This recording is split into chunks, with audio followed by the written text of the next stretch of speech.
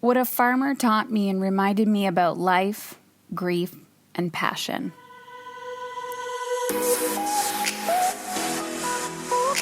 Hey, it's Heather Chauvin, wife, mother of 3 boys, former social worker, dreamer, recovering rescuer, stage 4 cancer survivor. I started my motherhood journey when I was 18. I was single and living off government assistance. Beyond all of these titles and labels, I'm a human being, just like you, attempting to navigate it all while feeling good. My goal on this podcast is to show you that you can live an energized, sustainable life both at home and in your work.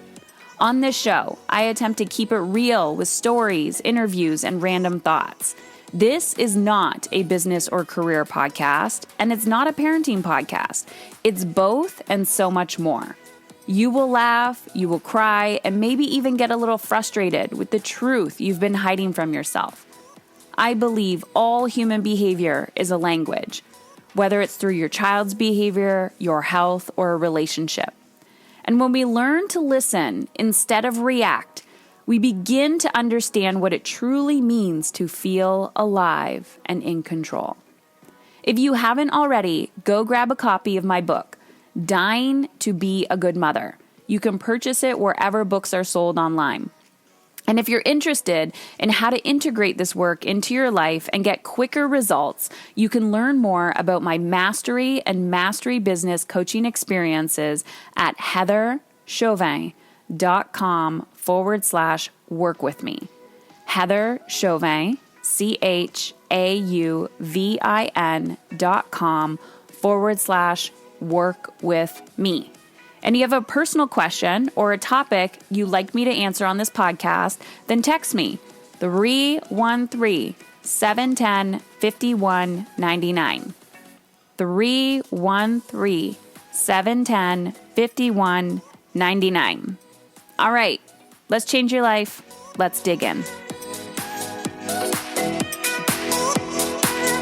Hey, everyone. All right, I'm back with a random thought of the day, and I'm going to be getting back more into these little random thoughts for multiple reasons. One, because I do find this as form of my therapy. It's my area of genius. I absolutely just love riffing, and I miss it. I miss connecting with you on this level, and I also have something coming up that we are going to be digging deeper into. And one of my core values is connection.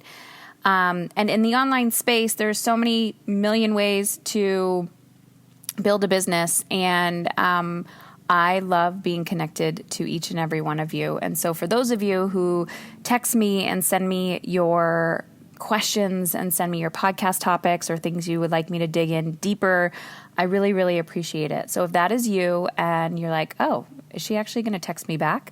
I can request a podcast topic. The answer is yes. So you can text the number 313-710-5199. So let me know what you want me to talk about, what stories you want me to share, and it may find its way in. So another thing that we have coming up is we're doing an open house for our Mastery and our Mastery Business coaching programs. So if you have considered joining one of my signature programs, this is my 8 and 10-month coaching programs, whether it's personal or professional that you're seeking, we are doing an open house. So you're going to come, it's going to be a meet and greet, you're going to meet me, you're going to meet the coaches inside of the program, I'm going to have students there, and I'm also going to be presenting kind of the who, what, when, where, why in the programs. These are high level. They are an investment. They are transformational experiences, meaning this is not about taking your money. You're not a number here. We've created a container of space that gets you wildly uncomfortable, that makes you look at your stuff, but makes you see results and create the freedom that you crave. So again, if this is something you're interested in, you can text me at 313-710-5199. Let me know. Type in open house, or you can go to heatherchauvin.com/mastery and you can register directly at that link, heatherchauvin.com/mastery. All right. So a few weeks ago, my husband and I decided we were going on an adventure. So I am an adventure enthusiast. If you asked me what is one word that you want your life to represent, it is the energy of adventure.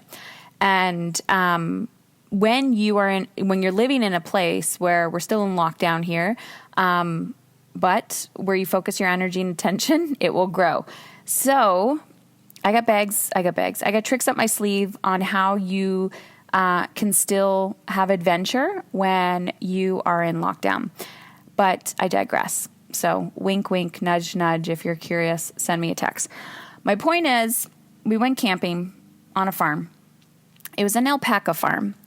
And my husband also thinks I'm mildly crazy. So just please understand that. I never let my adventurous side die to please other people. I would go by myself if I had to. And he's always up for the challenge. And of course, there's always resistance, but that's what partnership is about. That's what relationships are about, right? Challenging each other. He challenges me in many, many ways, and I challenge him in many, many ways. So we went to an alpaca farm. We brought our trailer with us. We had 2 out of 3 children. Our oldest stayed home. He had to work. And we didn't bring any of the dogs with us this time. So we have 2 dogs. We have a Bernese Mountain Dog and a little dachshund, Steve. He's a year old, or about a year and a half now. And so we go to this alpaca farm. I told my husband, okay, fine, I won't bring the dogs because I know you're a little nervous. WTF, what the hell is Heather making me do? And I've never been on an alpaca farm, but I actually grew up around farming. My grandfather was a farmer, and my dad also had a little hobby farm where we had a few goats, chickens, rabbits. We had a miniature horse one time named Jackson. And farm life, even though I didn't live on a full-blown farm, is a lot of work and effort. And everyone thinks it's great because you have this land and these animals, but it's a full-time job in itself.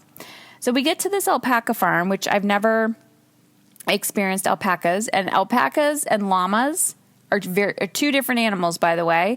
Very different personalities. So if you're interested, Google alpaca versus llama, and there is a big difference. An alpaca goes up to 150 pounds, and a llama can get up to 600 pounds. They can interbreed, but I digress. I'm not going to get into alpacas versus llamas. But again, homeschool education, it's amazing. So we're on this llama farm, and they're really cool. We saw how they were sheared, taking their coats off, and we learned a lot. And I met this farmer, and he reminded me of my grandfather, and except a warmer, nicer version. And he was super cool and watching us. And I remember when we left, and I had to pay him for electricity or something. And we started having this really genuine conversation about life and the basics. And I could tell that he was studying me, and he was reading me. And, I was I know what he's doing. And so, when you meet people, you watch them. You watch how they present themselves. You watch how they show up in the world. You watch how they, how everything unfolds. And he said to me, he goes, I was watching you when we were shearing the llamas, and I could tell you weren't interested. You weren't intrigued by the coat. You weren't intrigued by the, what do you call it? The making of the yarn.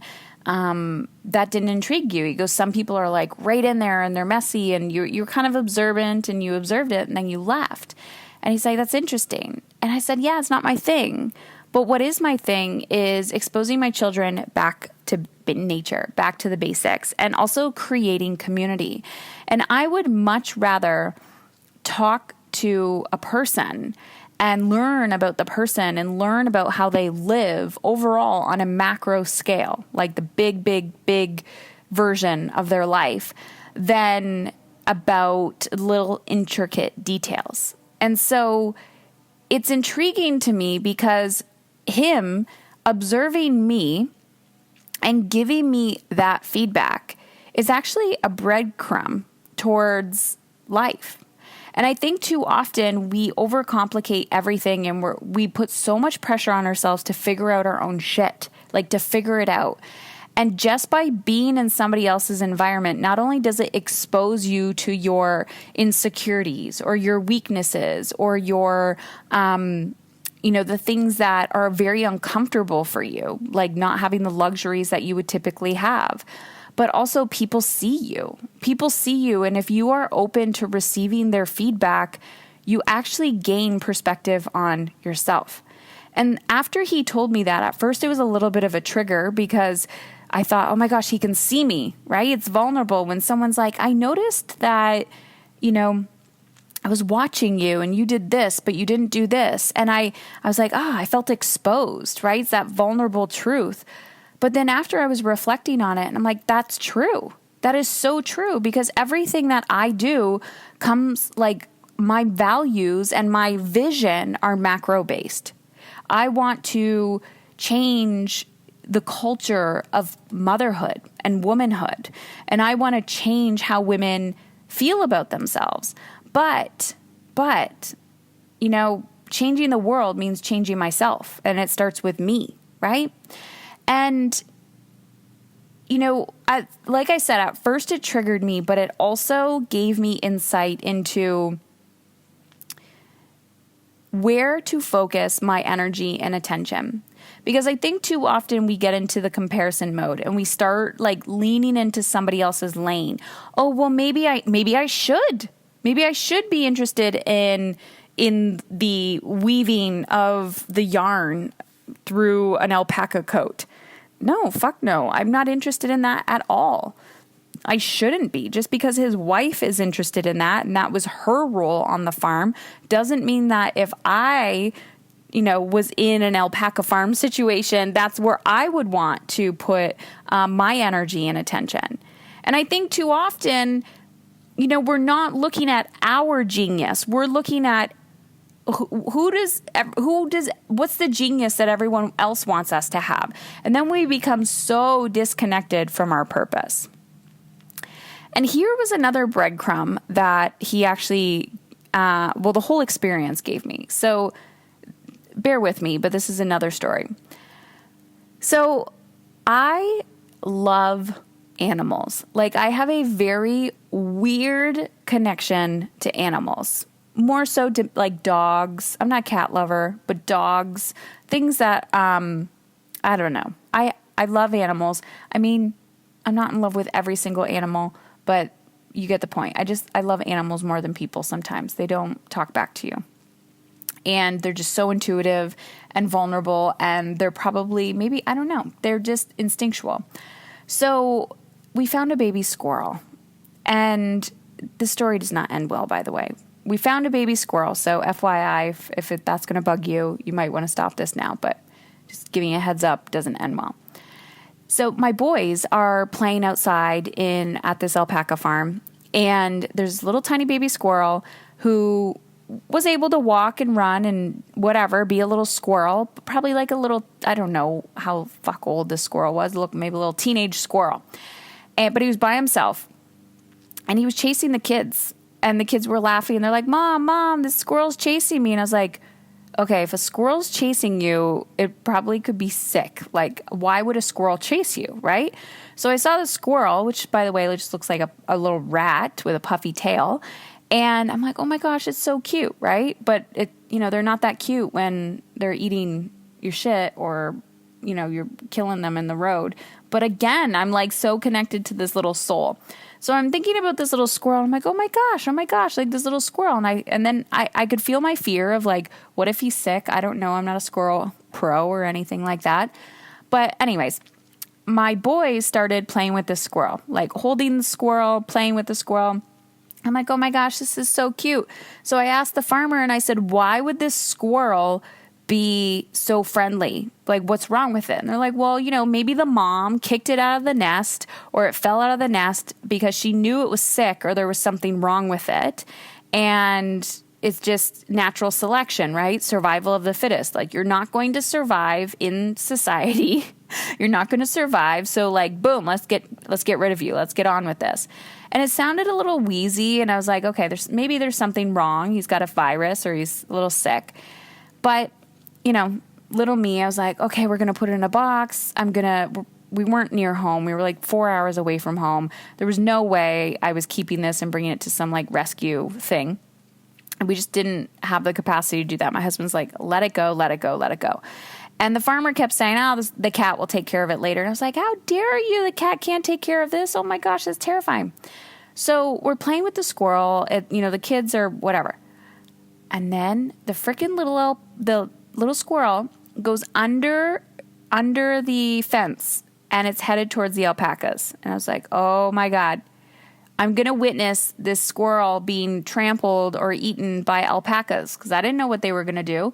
And my kids are right there. I'm like, they're going to be traumatized. Here I am freaking out in my head that my children are going to be traumatized because when they were 11 and 8 years old, they saw a baby squirrel being ripped to shreds by an alpaca.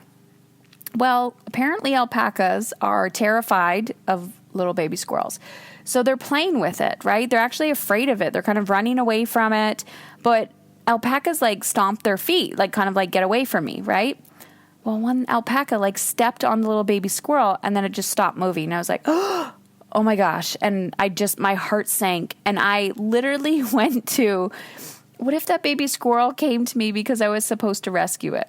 Talk about being a freaking recovering rescuer, right? Someone's in your life, you're like, I need to rescue them. I need to rescue them. I do this with freaking squirrels, everything. It's awful. So we're just sitting there and the baby squirrel's just there, dead on the dirt. And I'm heartbroken. Like my kids are over it. My husband is over it. The farmer's over it. And I'm like grieving. Literally grieving, not kidding, grieving in pain in my heart, and everyone's making fun of me because I'm that wild, sensitive introvert. And then the farmer comes over to the little baby squirrel, and I was like, oh, the alpaca stepped on it, whatever. The squirrel was alive. The squirrel was freaking alive. And he picked it up, he started rubbing it, and it literally came back to life. It was like in shock. But now its leg, it was trampling, it fucked up its leg. But it was fine. It was fine. It was chasing the kids again. And I was like, oh my God, this little baby squirrel, survival of the fittest. It's going to get through. It's going to get through. Well, then the cat came. After dinner and the sun was going down, we're not able to keep this squirrel in our camper. And so where does it have to go? It has to be outside. So I tried to get the boys to put it in like a safe spot. But again, it needs food. It needs whatever. Is it going to survive? And they had no interest. The farmers had no interest in meddling this little baby squirrel. So I don't even know why I'm telling you the story. But anyways, so we're watching this. And we're watching this little baby squirrel now play with a cat. Playing with a cat. Just this curiosity, right? And it's just playing, and the cat's playing with the little baby squirrel. And then the cat's like, I'm eating you. I'm eating you. And it picked up the squirrel and it walked off. Again, I'm heartbroken. And I remember, I'm clearly, it's still affecting me because I'm talking about this, and this was a week ago, and I'm talking about a little baby squirrel. But I've been thinking about this all week because the lesson that I was taught over and over and over again, and what the farmers taught me, and what, of course, my husband would say to me is, Heather, it's the circle of life. It's the circle of life. And I know this. I know this, that everything dies. The trees, everything alive dies. Everything is temporary, and everything has its season.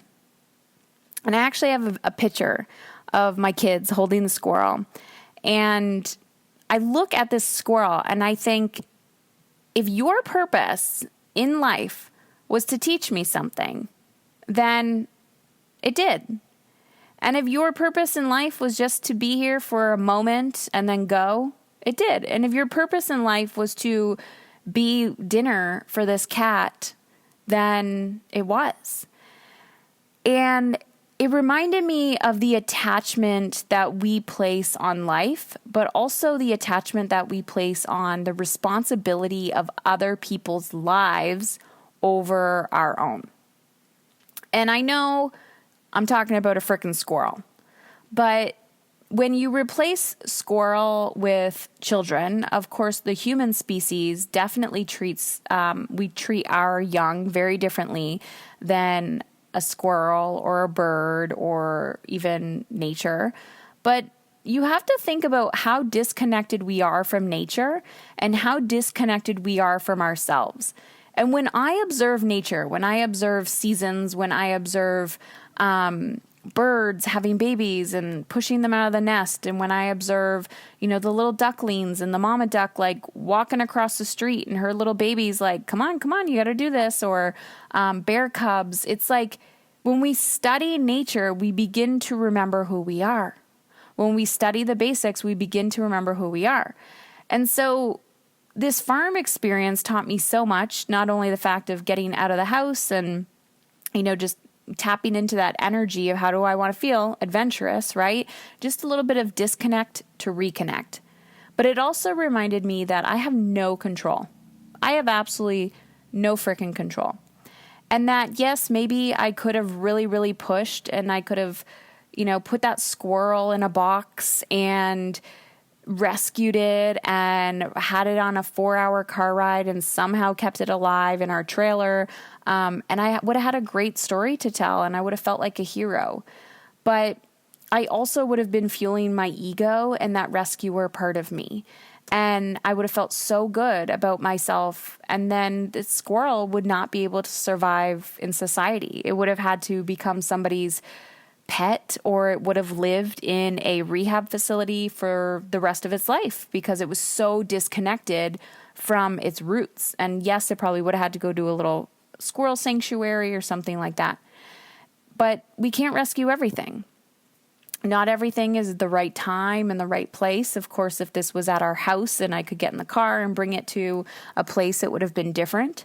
But the timing isn't always right. And I think that today's podcast episode is just about reflection on sometimes how disconnected we are to nature, and nature being ourselves, and how, just observing the natural course of life and how some lives are short and some lives are longer than expected.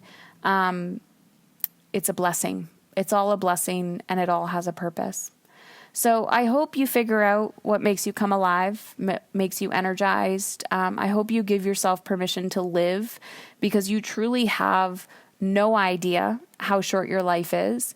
And I hope you also give yourself permission to just sit in your discomfort, in your unknowing, and in your grief and loss of what you cannot control, even when it is people close to you that you really, really love, that you can't rescue, including our own children.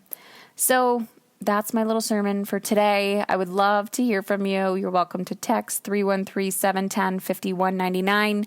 Send me a message on Instagram at Heather Chauvin. And I would love to see you at the open house.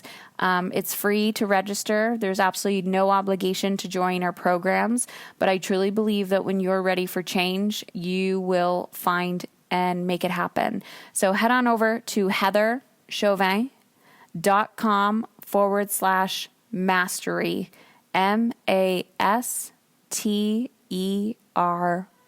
Heather Chauvin, last name CHAUVIN.com.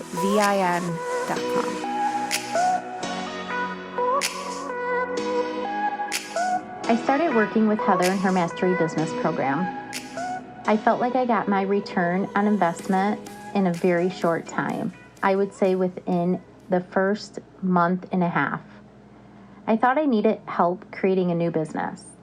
The current business I was in was not a business I was in love with.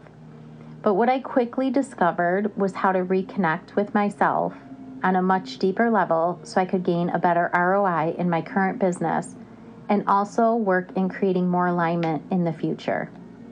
When I feel stuck or overwhelmed, Heather is so quick to respond and gets me unstuck very quickly. The other women in the community are amazing, and we are all in this together. It's a true team effort in the village I have been looking for.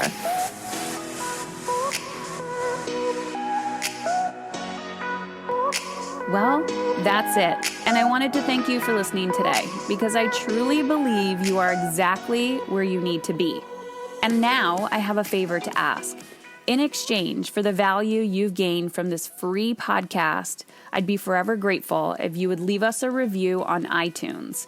Share the show with at least one woman in your life who you feel would benefit, and or take a screenshot and share it on social media, and always feel free to tag me at Heather Chauvin. The world does not benefit from your guilt and fatigue. The world needs more women who are willing to unlearn everything they've been taught. Women who are courageous enough to feel good and not let guilt run the show. I believe you are that courageous woman. To see if my community and coaching is the right fit for you and your big vision, the relationships you desire, the money, time, energy that you know deep down you are capable of creating, then head on over to heatherchauvin.com/work with me. That's Heather Chauvin, CHAUVIN.com/work with me, and take the next step in the right direction. Taking a stand for how you feel means you are taking a stand for how your children show up as adults. And if you have a personal question or topic you'd like me to answer on the podcast, text me 313-710-5199. 313-710-5199. You are so worthy of feeling good. Now go do some scary shit.